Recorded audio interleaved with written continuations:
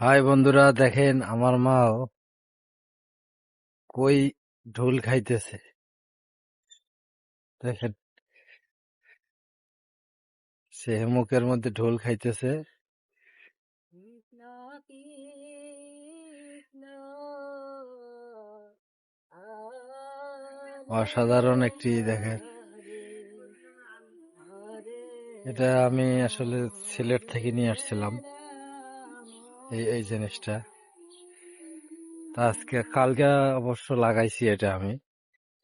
কালকে লাগানোর পর তো রাত্রে বৃষ্টি হয়েছে, আবার আজকে আবহাওয়াটা একদম ভালো।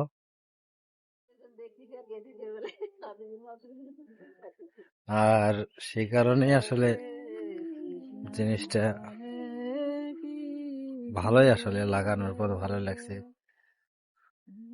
তো ভালো লাগবেন, ভিডিওটা ভালো লাগলে ফলো করবেন, লাইক করবেন, শেয়ার করে দিন।